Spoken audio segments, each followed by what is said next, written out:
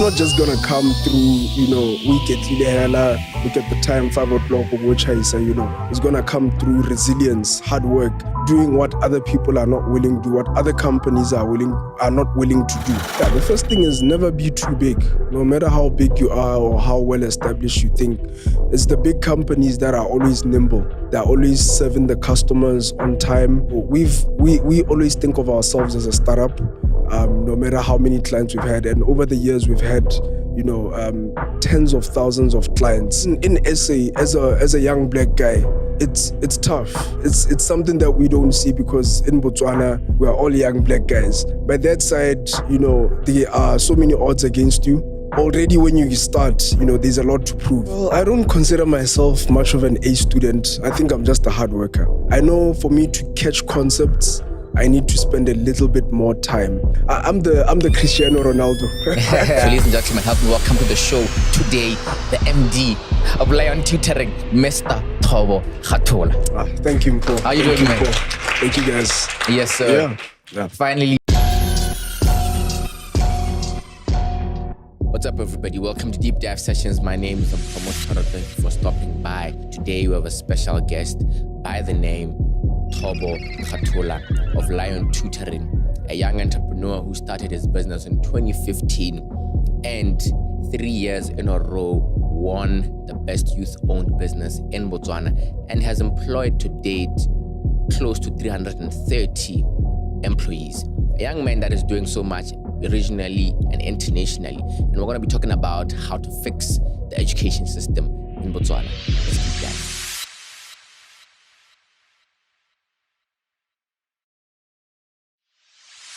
Yeah. Finally, I've thought about this many times. I was like, yeah, that man I want on the show. I think actually it's when you're on the Forbes cover.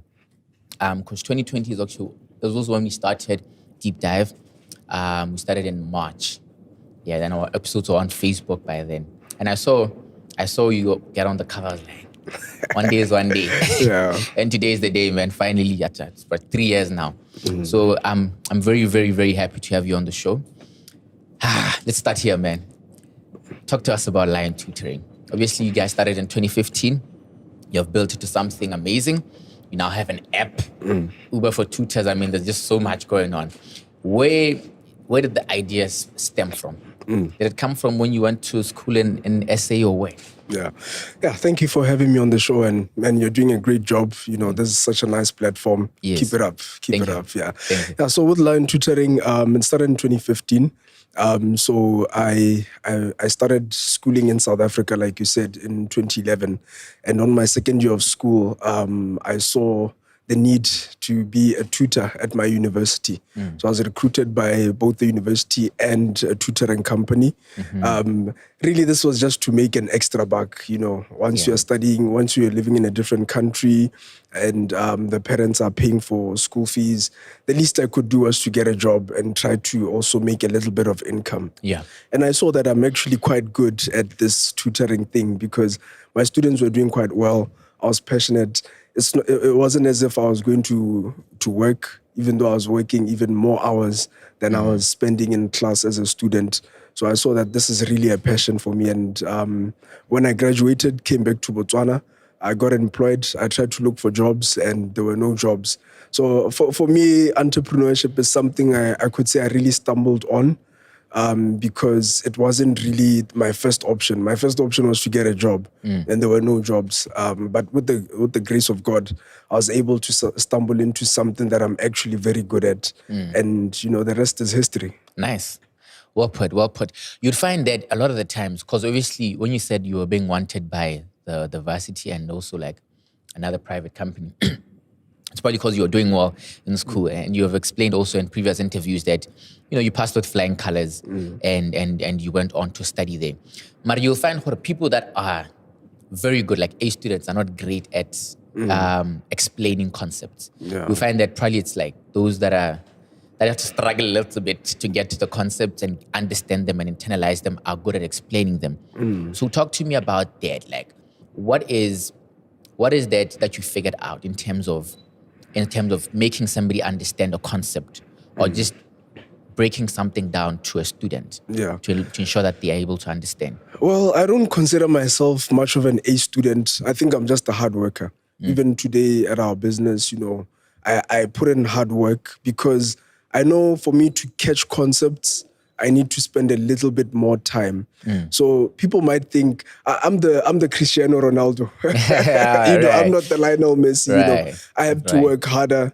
I remember once when I was in Form 2, I was studying the heart. We had a test coming on the heart, the flow of blood in the heart, how it comes from the aorta, the vena cava, the aorta, all of that, bicuspid valves and all of that. For other students, they could be able to catch that movement in class.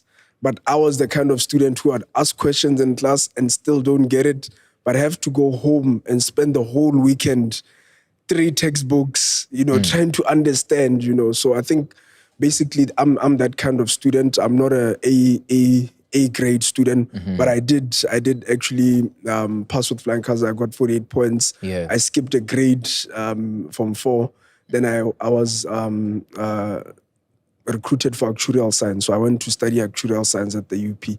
Nice. So I think communication, I've always also been big on communication. I try to express myself, and, get my thoughts in. And I think what makes it easy with me is I know how to take big terms and, big concepts and just explain them to your day-to-day guy, your average Joe, and say, this is how it works. It's that simple. That's why most of the students are actually finding it easier. And I recruit other people who are like me, who know how to explain, who know how to express themselves for students. Yeah. Nice. Yeah, that's interesting. Actually, I want us to come back to that. But you talked about hard work, and I think that's something that, as an entrepreneur, everybody of us has to embody. I mean, it's a prerequisite. If you don't have hard work, you're done. You're done. And not even in just entrepreneurship, in any sphere of life, you just won't get to that level. How were you able to build that work ethic? Yeah, well, the work ethic is, especially with business, Botswana. We're only 2 million in the country. You can't afford to do a shady job. You can't afford to, sleep. You can't afford to not work hard because it's a small community. If one person experiences a bad service from you, they're able to just go on to Consumer Watchdog, and that is that is it. It's not like in SA where we are now, where if you do a bad job, you can always go to the Eastern Cape, you can always go to the Western Cape, you can always go to Mpumalanga, and no one would know anything about you. So I think the work ethic is, we really want to deliver A grade service all the time for every client. We don't discriminate to say who's paying what. We make sure we deliver the best. Yeah. But as an individual, how did you make that happen? Because it goes back to even secondary school as you explained it. But you're the guy that put 3 textbooks there and pushed. Because there's people that don't have. I have students, sometimes they tell me, say, I'm not motivated. And I'm like, okay, go and watch David Goggins or something. Give an example. But how were you able to build it? Because I think it's a special skill that once you have it, you really have it. Yeah, I think it builds itself, I'm not a big person on coincidence. I used to play a lot of tennis also growing up. And let me just give an example. With tennis, it's not like team sports.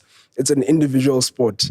When you lose, you walk out of that court and everyone is looking at you. So, it sort of exposes you to, if you don't put in the work, you can't blame anybody and you can't hide behind anyone, It's at the end of the day, it's you. We're all looking at you. Thanks. You have to really produce. So I think even just, those smallanyana things, playing tennis, they've really showed me that I have no one to rely on but myself. No. Lovely. And also, you hate losing also. You hate losing, yeah. Yeah. All right, man. So talk to me about now business, developing this and moving forward with it. There's actually, I was trying to make research on tutoring companies. There's actually quite a number of them around Botswana, but there's few that stand out. The likes of you, the likes of Cricket, the likes of others. So obviously there's something that you have built that is recognizable. what was your plan moving into business, and how were you trying to stand out and become the company you are today? Yeah, it also just comes back from my schooling at SA, you know. I had a sales job. That's one thing I forgot to mention. Oh, yeah. I had a sales job, and you know, in SA, as a young black guy, it's tough. You know, it's something that we don't see because in Botswana we are all young black guys. Yeah. But that side, you know, there are so many odds against you, and if you are working in a company with other people, you know, Indians, Indian males, Indian females, Africans, you know, white guys, white males, white females, and you are the black guy, you know, already when you start, you know, there's a lot to prove. So you really have to push. You really have to push harder than everyone else. You really have to stand out, because if you just sort of sit back and relax, other people would be able to tick boxes that you can't tick with the customer. If you invite a customer for coffee and you are the young black guy, already there's that, does he really know what he's going to be talking about? But if you are maybe of another demographic, people sort of take that easier. They accept what you're going to say, but you have to work really hard and you really have to stand out. Big markets, you know, and with Lion Tutoring, what we're trying to do is something that surpasses just Botswana. We're trying to get into the South African market. We've done well in Joburg and Pretoria. We're trying to get into Cape Town market next year. We're trying to get to London market. We're trying to get to New York. You know, you're not just going to be an average Joe and try to make it. And you'd find in those countries, they've had tutoring companies or whatever that is that we are doing. They've got people who've been doing it for years. They've got millions, if not billions, in their balance sheets. They have the resources to get them there. So it's not just gonna come through, you know, we get hela, look at the time, 5 o'clock, you know. It's gonna come through resilience, hard work, doing what other people are not willing to do, what other companies are not willing to do. You know, I always tell people I'm not shy to now take out the suit and go stand in the robot, distribute flyers, you know. Facts. As I'm not shy, you know, I have nothing. If it's gonna do the job, if it's gonna get my team of sales guys, you know, excited and motivated to do the work, so be it. So let's go do it together. So let's get people excited, you know. So we really have to stand out, you know. You have to do what other people are not willing to do. I love that. I also like the way, you know, the SA experience you gave us. So starting the company, did you get funding? Were you bootstrapping with your savings? How were you able to start this company? And funding in Botswana, where my guy? Tell us so we can go there and get the funding. You know, in Botswana, man, unfortunately, it's not as easy. You have to bootstrap. You have to really bootstrap. I bootstrapped. I started taking tutoring students myself. With the experience that I had, use that money to do other things, to hire other people and just grow that, you know, reiterate that process as many times as possible. So by the time people want to now start backing you, you probably don't even need the money, you know. And I think that's a philosophy that even I had somebody say, you know, banks give money to people that don't need the money, you know. So by the moment you go there to the bank and you somewhat seem desperate, I want to start my business, you know, they're not going to bank, they're not going to fund you. They're not going to, and banks don't do funding, you know, they look at collateral. If you're not privileged to have a house somewhere that the bank can use it as collateral, which many of us don't, you know, you really have to look for where can you get the money. And it seems also even the way you moved through your tutoring, because others I know go the franchising route, others go when you built the app and you wanted to be kind of like the hub, if I'm correct. What was the plan behind it? It's Uber for tutors. The same Uber model. You log into an app, you tell it the subject, it picks your location. It will suggest the tutors in your location. Then you book the tutor and pay, and we send the tutor to you. So we really try to simplify the process, you know, demystify it. There's nothing so overly complicated. It's not a franchise. It's just you getting onto a platform to easily get an educator, a tutor. And now we've even, extended our service not to just academic learning. We have non-academic learning. If you want to learn to speak a guitar, if you want to learn to speak French, if you want to learn to speak a different language. So we've built a great platform where it will tell us that there is an Mpo in Lusaka who needs help with maths, but he wasn't able to get a tutor. And if there are 5-10 people logging into our app or downloading our app, then we know that it's about time we move into that market. Nice. Because I was going to ask you the follow-up, why didn't you choose the franchising route? Why didn't I? Yeah, well, for us, it doesn't work because we really want to standardize things. It's really hard to standardize. I mean, McDonald's, how would they know that one of their millions of franchisers in Mexico is selling tacos? But they probably made bank. I mean, tacos and Mexicans. Yeah, well, but still, you want to standardize your operations. You don't want somebody to be in a different country doing something that you're not aware of, because now the damage control becomes a lot. So we really standardize. We train our tutors. Right now, we're actually a finalist in one of the finalists at the Botswana Employment Awards. We're putting a lot into our human capital, our trainings, our tutors, accountants, HR officers, salespeople. We really try to make sure that we standardize and have everyone do the same thing. We've got guys in South Africa, and if you get a Lion tutor in Joburg and a Lion tutor in Pakalani, you'll think it's the same person. It's the same set of rules.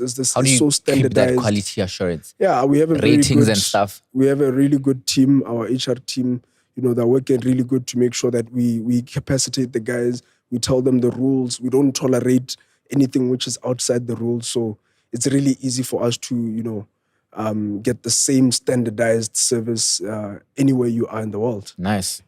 Talk to me about that expansion to SA and also the variances in the marketplaces of Botswana and SA. What made you move to SA, and how was that execution? Because I believe that, we all want to move. We all want to go originally. Yeah. I mean, theoretically it looks great, but then the execution is the game. How were you able to do that? Well, and what prompted that move? Yeah, well, hard work works. You really have to work hard. I went into, I studied in South Africa in Pretoria, but when I got to Joburg, it's a different game. You have to learn the market from scratch. So you find that whichever area you get into, you have to have the mind of a startup. You have to think, you are the underdog. How are you going to stick out from the game? How are you going to learn what the market is looking like? So you can't just get in and sing that I did this thing, Ko Botswana, kana mo Francistown. You just cut and paste to Joburg. That side you are fighting with giants. You are fighting with listed education companies. I don't think there's any listed education on the JSE. You see, crazy. So that side, you really have to learn. Learn your business, see the opportunity, work harder than everyone. So there's nothing really. I don't want to romanticize this thing. It's just as simple as that. You get in there. If you don't have a plane ticket, you just drive there, or you take an Intercape and you start to learn. So you went there, you just started going around the marketplace, months, whatever, however how long it took. Yeah. Just did research and did your thing there. And then you do your thing there. Yeah. Lovely. When you were saying that, I was laughing because I remember a statement that Lizibo made. And he doesn't like people that say, hey, work hard. Hard work pays. But this expansion, because I want us to go through it and spend a bit of time here, because there's a lot of people that are watching this and even here that also want to understand the expansion, moving into a different market. Yeah. Because it's really and you getting there is what really ratifies your business for a year. Yeah. This is something that can go further. Yeah, I was privileged to be also one of the guys in the Mr. VT's Club 100, Vusi Thembekwayo. He has a mentorship program. So I saw that if you get into a market, you have to see who are the players, who are the big people, who are the influencers, the guys with the numbers. So I got into this mentorship program.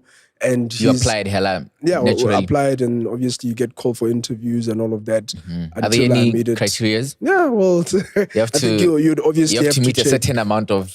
Yeah, you'd have to check his page. It changes all the time, but the point I'm trying to make is, you need to really attach yourself to people that have done it before in the scale that you want to. And, he's got an amazing team of people that, really help us with the mechanics of the business, your accounting processes, your sales processes, your retention, every single facet of the organization. They've got people that really help you with the nitty-gritty. So I think it's one of the things that really helped me to get to where I am in the South African market. Nice. Yeah. So that 2 weeks, now, Chris said you saw him about 2 weeks back. Yeah. Was that the first time you met him at that point? Yeah, because you were that probably level. dealing with people before you dealt with him. Yeah, in that level. I think it was the first time I met him for a one-on-one where we get to look at the books, we get to look at the numbers, we just break down the company and just to see what is working, what is not, etc. But I've obviously seen him in conferences like all of us here.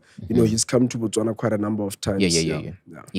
All right, man. No, it's amazing what you talk about, what you say about the South African market and how you're able to get into that. I think that's a great way you got into it. So now expansion into a market like Cape Town, because the way I would look at it from the outside looking in, I'd think Cape Town is literally, it's like you're moving to a different country, essentially. How are you thinking about that? And what are your learnings from Johannesburg that are going to allow you to be able to stand out in Cape Town? Yeah, well, in terms of business expansion, you just have to do it. You have to we used to have Lion Tutoring branches in Francistown and Palape, and it wasn't working, and we had to close those down. So I'm not saying, I'm the solution to everything, but I'm saying we're going to do it. We have a great team. We've got a great team of young people. We've got excellent people. We've got excellent vibes. And little now we have a vision, that we really want to get this thing global. We want everyone to be able to, the same way everyone thinks of an Uber, or, I think in Botswana it's not that much. But if you get to other countries, you can't do without an Uber. I was in Dubai the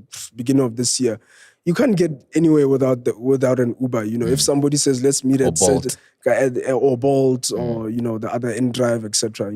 So we want to become that in the market. We want people to be able to say, my child has a maths assignment or has a maths test coming up, get the Lion Tutoring, So it's just steady steps. And the thing is with expansion, the moment you are able to conquer one demographic, it's easier for you to go to conquer the next, because with that you have more resources. You've got more brand equity. So in South Africa, there's a time where I was in ENCA, and they were getting a lot of calls. So like when you're on the channel, there's a earpiece, and you're able to hear the calls. The calls. You're able to hear, they're able to guide you to say, now there's more people in Cape Town interested to talk about something in Cape Town, you're able to. So I saw that there's a lot of people in Cape Town who are wondering, can we have this service also? So that's how it stems, Nice. Yeah.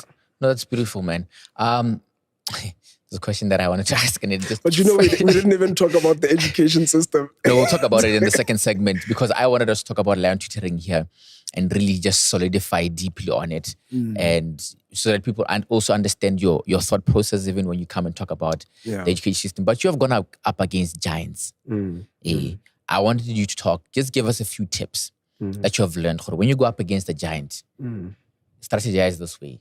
Think about this, think about that, just give us a few tips about going up against giants. Yeah, the first thing is never be too big. No matter how big you are or how well established you think, it's the big companies that are always nimble. They're always serving the customers on time. They're always listening to the customer, what they want, what they don't want. They're the nimble guys, So we always think of ourselves as a startup, no matter how many clients we've had. And over the years, we've had, tens of thousands of clients, in our database. So you have to always be nimble. If the client comes and says they're not happy with something, act on that. Find out what is it that is working, what is it that is not working.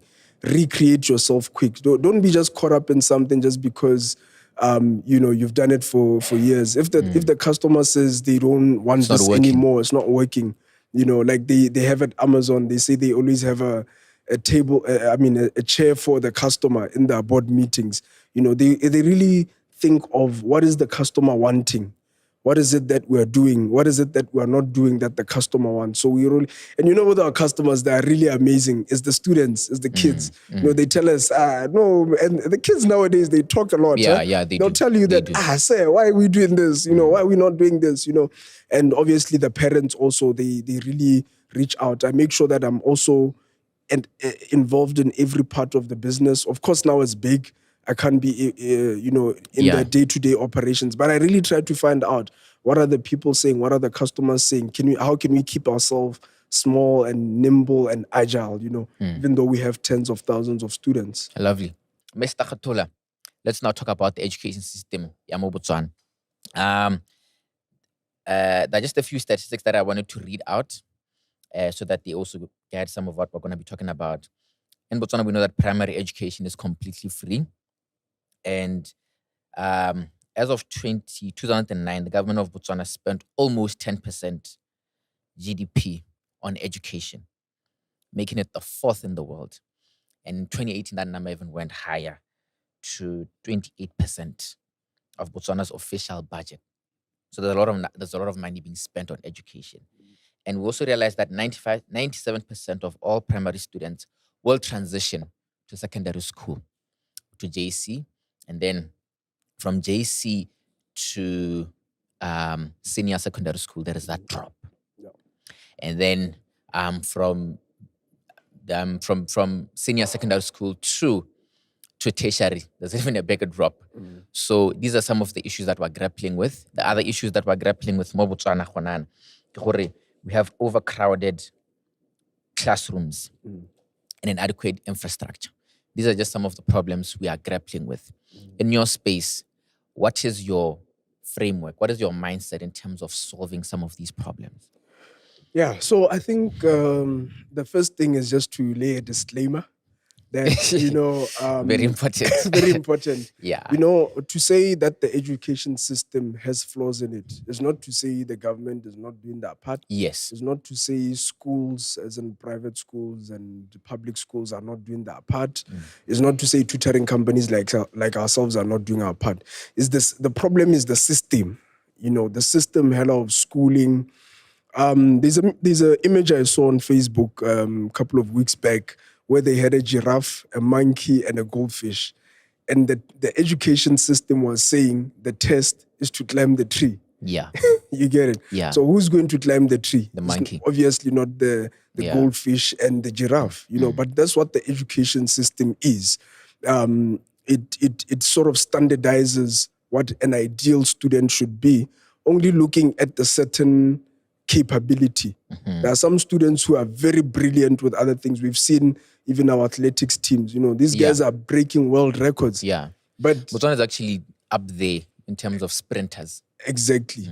So if you now want to put those guys in maths class, what exactly are we doing here? There are some brilliant musicians. There's the guy the sneaker I'm wearing now, he's done this amazing sneaker and, he's really trying to build that. And he has all the right networks, etc. But that guy has no business learning Shaka Zulu history, or learning the grasshopper, which is what we have as Tutokomuding currently. If you look at the Ministry of Basic Education, Tutokomuding, kids are taught the same thing. They're put under the same structure. You remember that diagram back in primary? Thorax and abdomen. Thorax, we all had to do it, but that could have been good if we are all going to be vets or if we are all going to be Yes. But for some of us who are entrepreneurs, for some of us who are in like yourself, who's doing this amazing podcast and you have this amazing YouTube growing, you had no business at standard 3 being told that you failed to mark the thorax and the abdomen. And sometimes it can even scar you for life, So that is basically how the education system is. So that's the problem. So our issue is we're not discovering what the child is talented or good at from grassroots. From grassroots. And then we take it from there. Yes. And it's very complex. But other countries like China, like Singapore, I mean, if we can't do it, then our population is, our and that is 2 million. But the schooling population is way less than that, but countries with the billions or countries with the millions of people, they're able to understand that kind of education system which comes from grassroots level. We're not teaching our kids values. I saw another TikTok where these Chinese kids were taught values. They were standing in the bus, or they were sitting in the bus rather, and one of the kids came and then the other boy stood up and gave them the chair. That's part of the curriculum. There's Culture. Ya rona ya botho. We haven't packaged it. And, right now, yes, there's the drive on the mindset change. There's a drive on knowledge-based economy. But we need to, take that home. We need to teach our kids. I have a daughter who's small, and I'm trying to teach her botho, just a tswana. Those kind of things, we need to really document them, and we need to put them in the education system. Right now, we're importing the education system the way it is. And they're the ones who are envious of the way that Erdira se Tosarona, Botobarona. But why can't we package that and put it into the education system? Lovely. And you're caught up by the president.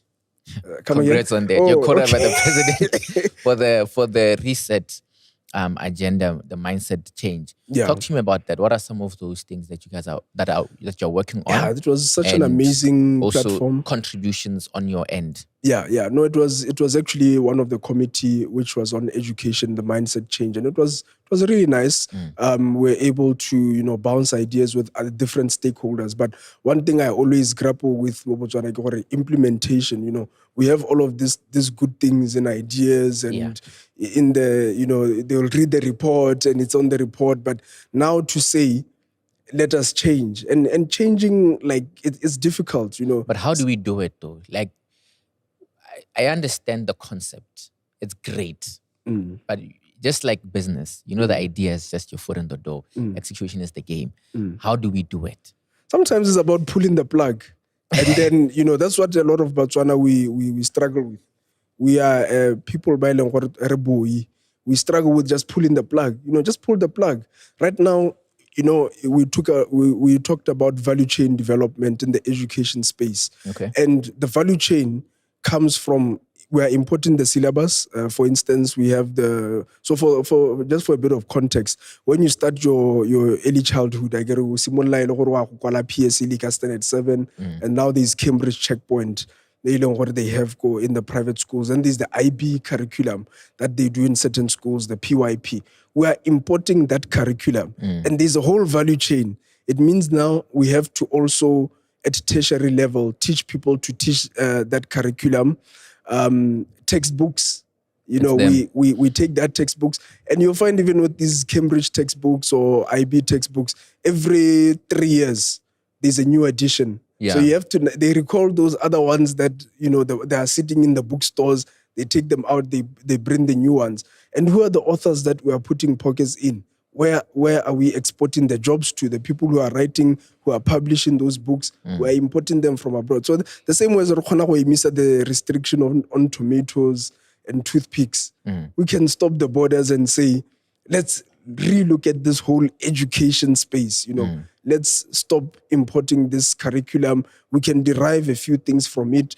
I mean, think of history. We're learning history, Shaka Zulu. Right now, if I can ask our studio audience here, Shaka Zulu, Lebengula, Dingane, they know all of those. I mean, there's even a show on DSTV about Shaka Ilembe. Yeah. But if I can ask you, who are our Tswana warriors, Mobotswana? Why is it that the Kwening people are where they are, Bakhatla, history, Bakhatla, and we have a rich culture. If I can ask you about the 3D Khosi, how did they take our independence? None of us, we're just going to say, no, they took our independence. Yeah. How? Yeah. What are the conversations? We can have a series that can run on Netflix, but, we are not doing that because we are consuming the curriculum from abroad and we are consuming history from abroad. But this is also a consensus that I don't think you're the only one who has. Many of us have. Babon. Is it because we're trying to standardize or maybe meet some kind of an international standard or what? Because obviously the problem exists that we are taking this as just copy and paste, and it's not serving us to the degree we need. It needs to serve us. Wabon.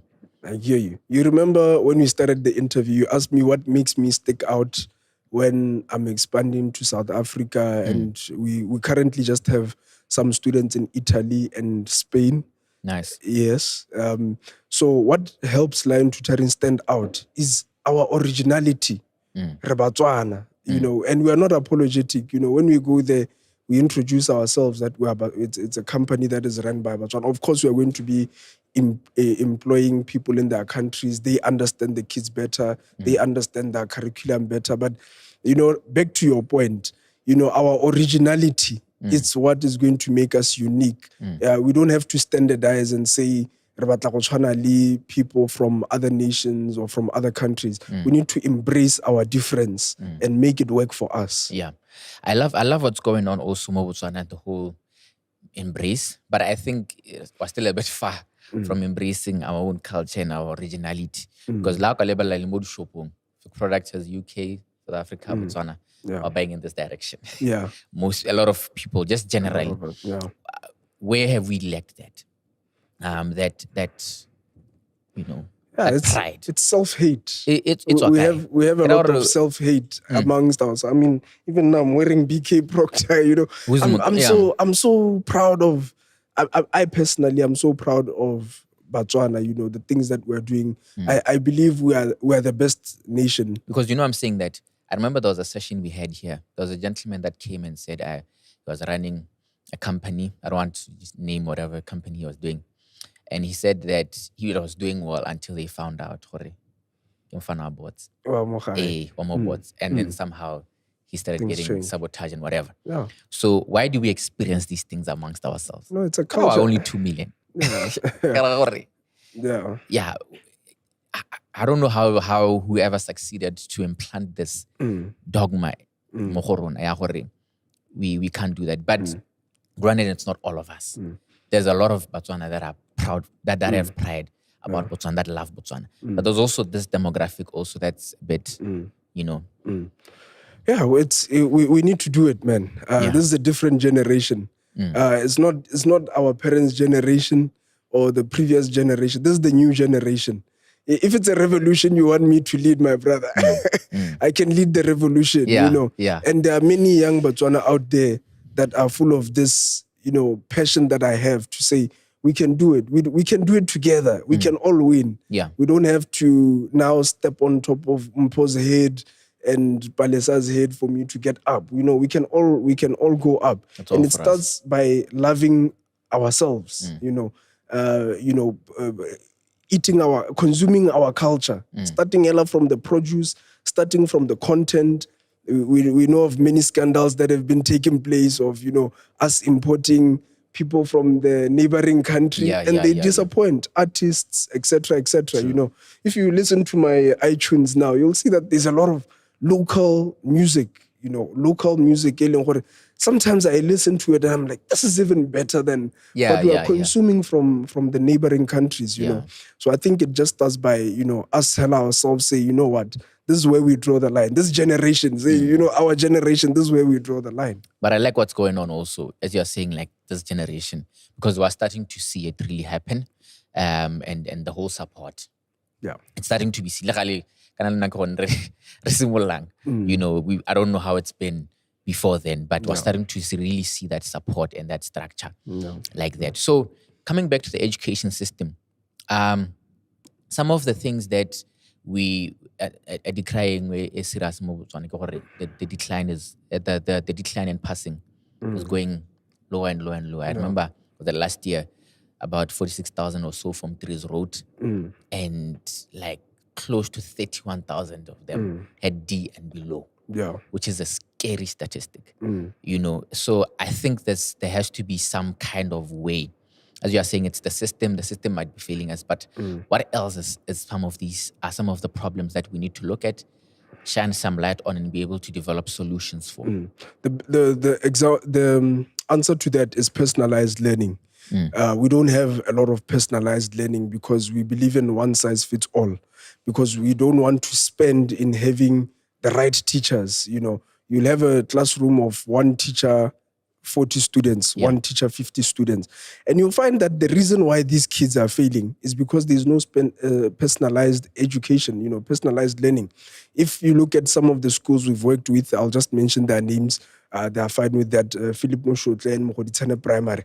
These are schools that either the government or the private sector had sponsored us to go into these schools and tutor the students.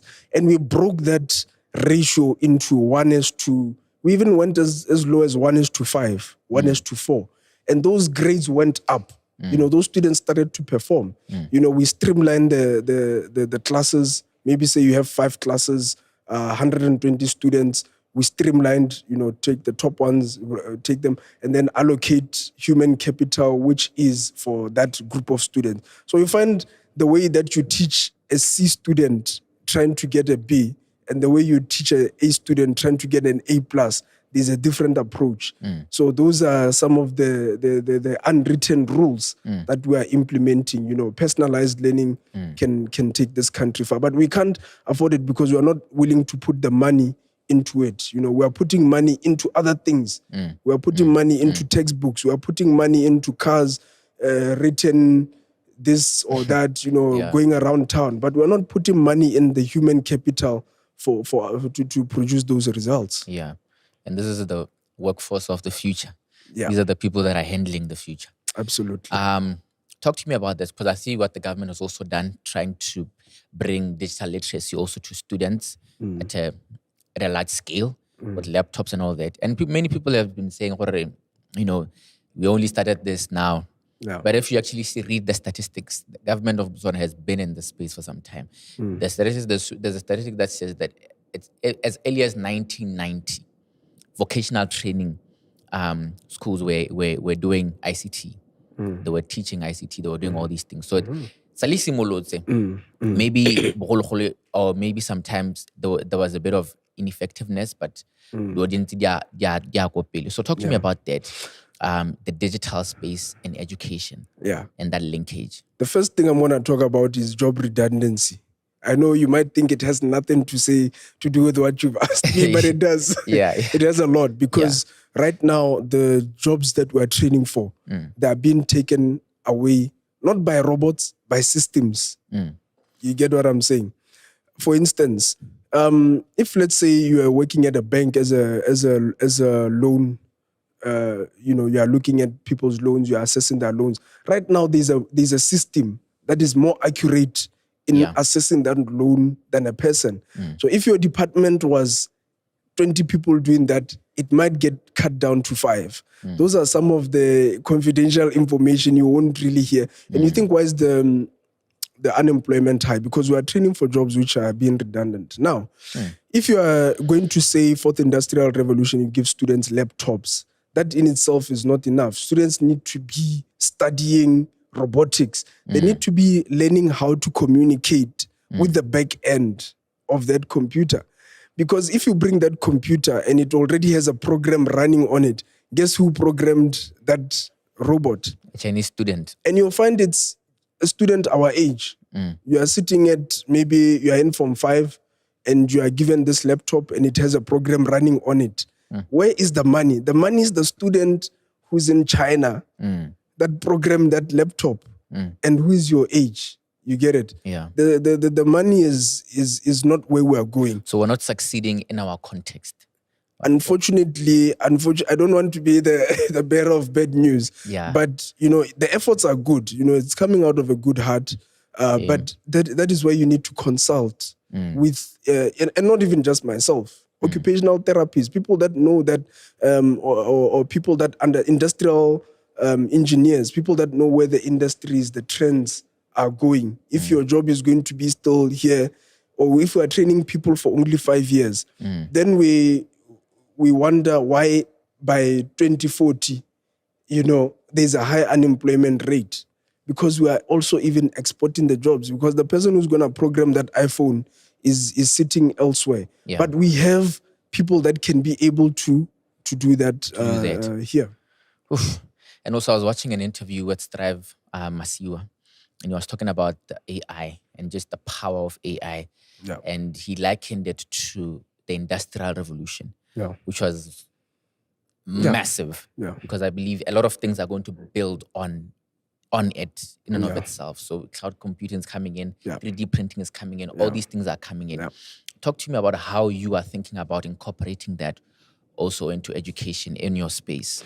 Yeah, the biggest thing is to encourage students to take these kind of curriculum, whatever it is that you're doing. Let me give you an example. When I was studying at the University of Pretoria, I was doing a first year actuarial science before I performed badly and had to move to another course. And one of the courses was programming.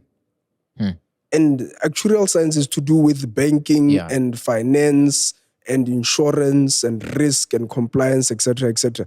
But we always had a module on programming and hardcore computer science, C++, Java, C#, because they were teaching us that we need to be able to program the systems that we are going to be using. You understand? So if you go to, I've seen other actuarial science institutions where the students are just given the system as it is. And they try to, those are the ones that the jobs are going to be taken from them.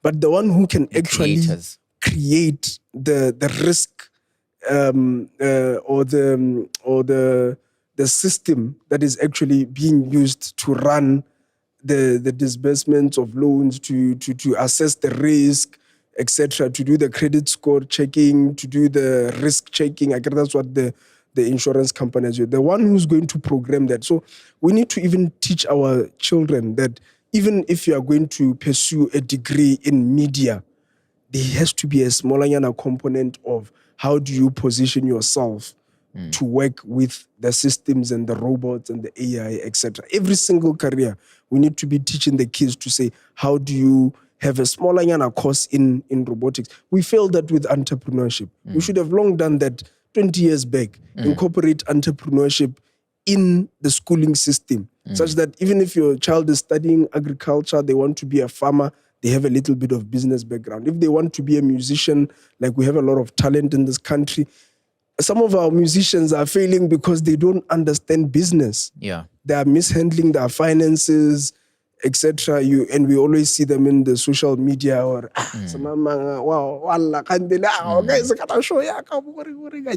those kind of things because they don't know how to handle the finances. The guys or the ladies are doing very well in terms of bringing in the money in the shows and the everything, but they're not able to handle or at least just the basic. Yeah, man. And you also reminded me of a scary statistic I read. It said that out of 80% of the courses we are doing in varsity right now, the moment when you started, the moment you end, it's already obsolete. Yes, sir. And that is, I actually, there was a recommendation from the World Economic Forum. There was an IOL publication. Okay, obviously it was for South Africa. They looked at the job redundancy index. Unfortunately, Momotswana, it hasn't, I don't know why anyone is not doing it. Maybe I should do it. But they said that South Africa, especially after COVID, they assessed the job redundancy. Not even by the time you finish the course, even before you are admitted for the course. It's already redundant. Yeah, this is a publication, the IOL publication. They did that study, and it was a recommendation from the World Economic Forum. Shocking, yeah? Yeah, no. It's quite, yeah, the world is actually changing in ways that it's moving so fast that, it's almost like, I remember, I think this was Dumisani Lenga Mangali Mnube, he was saying that you have to shoot where he was given an example of the earth rotating and then the moon is rotating also. Then he said that if you go to the moon, you don't go where it is. Yeah. You go where it will be. Yeah. So that by the time it gets there, you are there. So I think that's really how we should be thinking about education and even moving forward. Yeah, very well said. But my last question for you, how do you want to be remembered as Thobo? Okay, man. You want me to write my... Yeah, well, I just want to be remembered as a change maker, My purpose is just to make a difference and to leave people a better way than I found them. That is basically who I am. In terms of our employees, in terms of our clients, our students, my aim is just to make their lives better. That's basically what I am. Thank you guys for watching this episode. We really hope you enjoyed it and learned something new. Deep Dive is dedicated to bringing you the most comprehensive and engaging information about business, personal finance, and personal development. Make sure to hit that subscribe button to stay updated with all our latest content. If you like this video, give it a like to show your support and help us reach a wider audience. And don't forget to share this video with your friends and your family who may be interested. Sharing helps us grow our community and connect with like-minded individuals. Leave a comment below and give us your biggest takeaway on this episode. If you're interested in being a part of our live studio audiences, make sure to register for the next show. Can't make it to the show? No problem. Check out our Patreon page to watch the full episode and get exclusive access to more great content. Thank you for watching, and I'll see you in the next episode of The Deep Dive.